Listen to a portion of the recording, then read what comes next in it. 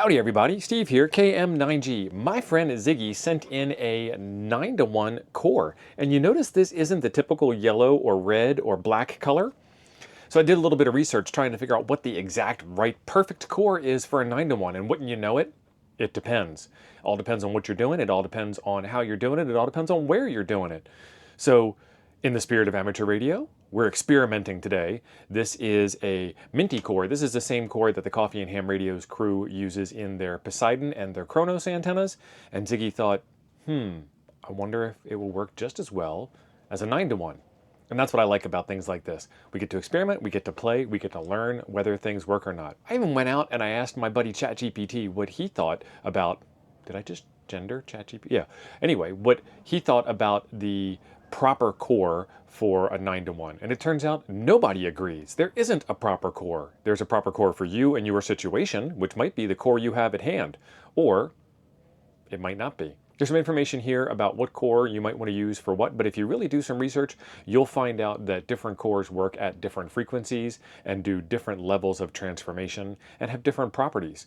And that's where all the magic comes in. You can wind 5 different 9-to-1 cores on 5 different types of cores and get 5 different answers. Some of them overlapping. We need to have more fun and less arguments.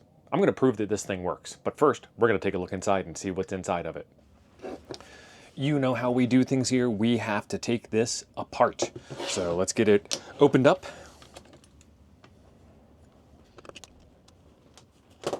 And see what it's made of. Oh, that's a pretty little work of art right there. So what we have is a 9-to-1 wrap on a non-standard core. We have the center conductor coming through from the core. We have another winding that comes through to the shield on the SO239 connector.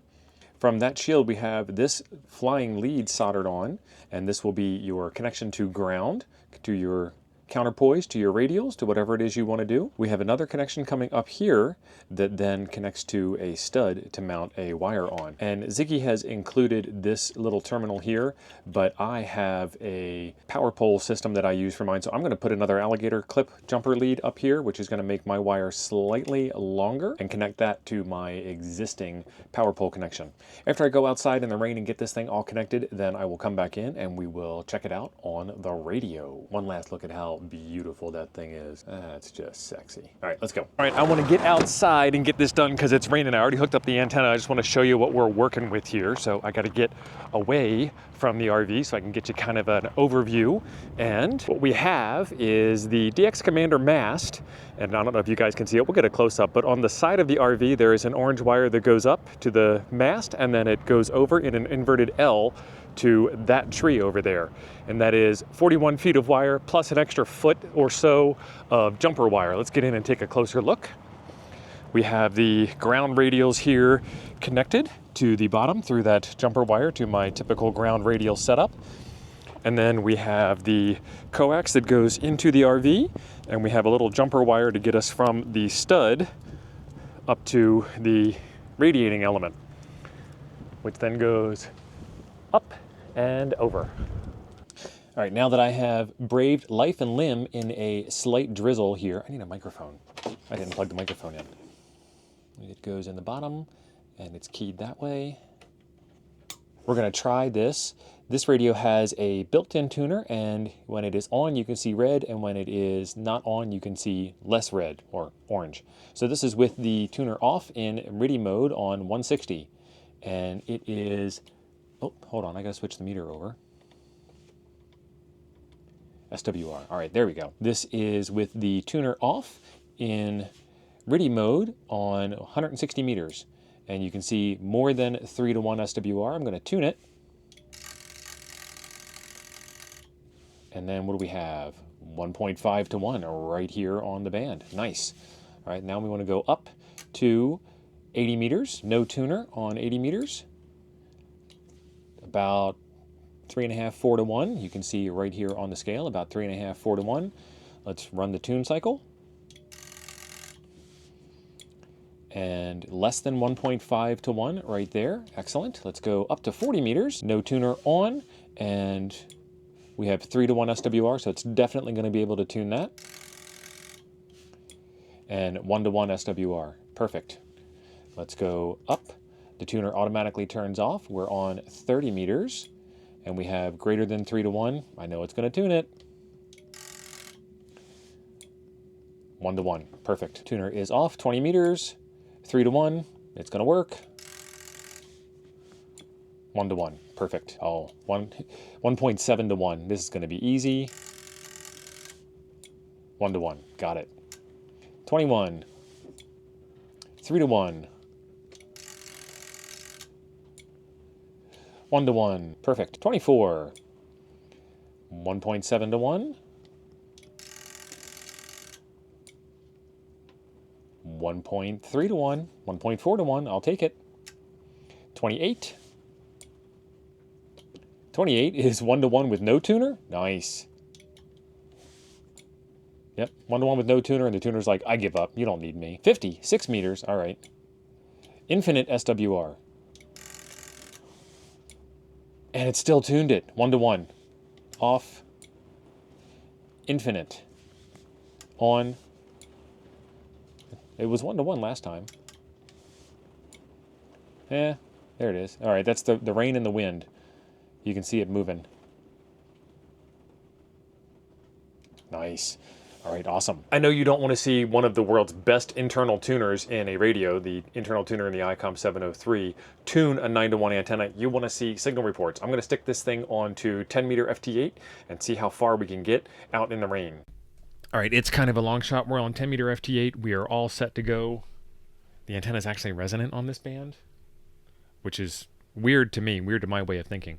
And I am looking at ZD7CTO, the Chief Technology Officer of Z Delta Land.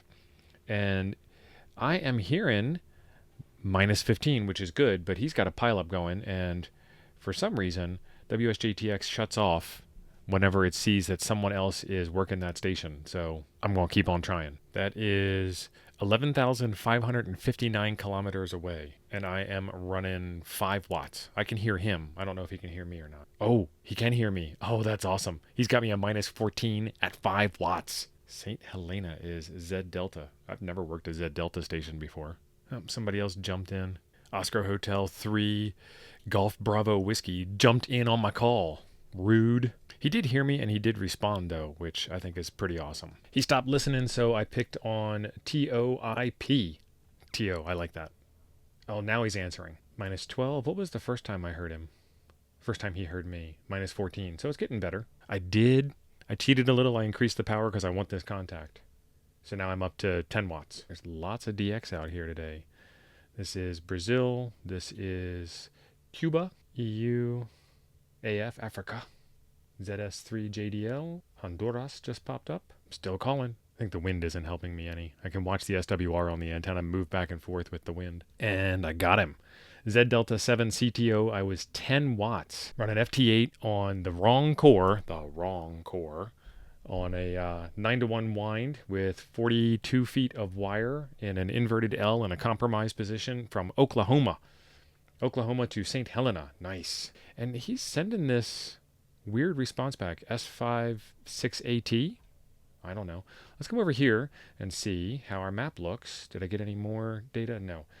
I think, I'm not sure, but I think that PSK reporter map only responds when you do CQ calls. So I'm going to call CQ, and then I'm going to see how the map looks. I'm going to do that a couple of times, and then we'll be back to look at the map. All right, we have done a couple of overs on 10-meter FT8. I'm going to hit the go button to get this refreshed, and didn't change too much.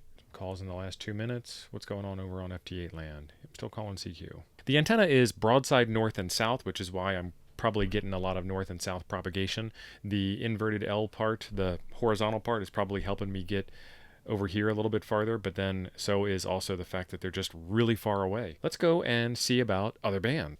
Lots of decodes on 20 meters. Switch that over to CQ only, so we only see the CQs on the next return. Where's my waterfall? There's my waterfall. Let's find a clear spot on both sides, right about there. Not many CQ calls. I'm going to call CQ. I'm going to jump in with both feet. We got a couple of good responses back. Only called CQ once. Let's see what this shows on 20 meters. Oh, wow. Nice. Most of the United States. And there's my contact. 10 watts. 703, this is not the Aries, this is the Ziggy 9-to-1. I need to fix that other log entry. +5 sent, -14 received. Nice. Let's get back into the action. See if KE5 MOW is still listening for me. And let's take a look over here at our map. Yeah, all over the United States, into Canada, into Mexico, and I'm right here in Oklahoma. Nope, he's already working somebody else. Let's go back to CQ, which will get me some more updates on my PSK reporter map. Let's take a look again. 0 minutes ago, -18 dB. That is fantastic. I'm getting everything. So on 10 meters, it was north-south, and I was getting down into South America and over into Africa. And on 20 meters, I'm just sticking CONUS, the conterminous United States. And you can see my skip zone here in the middle where I'm not making any contacts because they're too close to me, or they're in North Dakota and nobody's ever on the radio in North Dakota. But that looks pretty good. Another contact. I sent a +9. They received a -15. And again, this is 10 watts, so I don't expect a strong herd report, but this radio's got good ears. So let's hit OK on that one. And let's go do another. Oh, that was KE5 MOW again. AC9HP. I believe I know that call sign. Let's see if my suspicions are correct.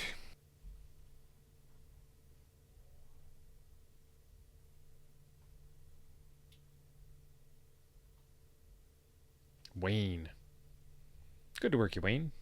There we go. There's the pink blob I was looking for. So there is my intuited, I guess is the word you're looking for, field strength meter. This is only giving me this type of pink blob because I'm not getting any reception reports from this area because there wasn't anybody here listening. But I'm sure that if there was, it would be pretty good. So this is the area of strongest signal reports from remote stations, and I like it. All right, there is 20 meter FT8, and AC9HP is not responding. We'll give them... There it is. Give him one more try. -14. Get this contact done. Right, there we go. -16, -14.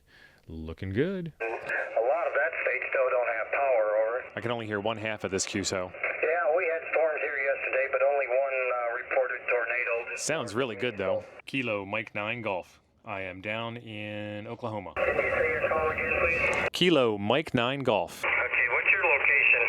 I am in Guyman, Oklahoma. Well, there you have it. That is a pretty slick little antenna. I enjoyed making some contacts on that and seeing how far it could reach. There's a lot more experimenting you can do with 9-to-1s because every 9-to-1 is kind of customizable on the length of the wire. This was 41 foot plus the 1 foot jumper, which is kind of an odd size because 41 foot is the typical 9-to-1 measurement. But I have seen successful 9-to-1s down as low as 6 feet in length for the radiating element, and I want to try that. But I wanted to get this knowledge into your hands that this antenna exists and you can get one yourself. Reach out to my friend Ziggy. I will leave some information in the description down below as to how you can contact him. He builds all kinds of custom antennas and tries all kinds of crazy things and makes them all work, and you can see the attention to detail in this thing is amazing. This year I am on a mission to reach 100,000 subscribers, and you can help. Right below the video there is a subscribe button. Click it and you'll help me get towards that goal. In the meantime, there is a video right over here I think you'll enjoy next. Thanks for being awesome. I'll see you over there.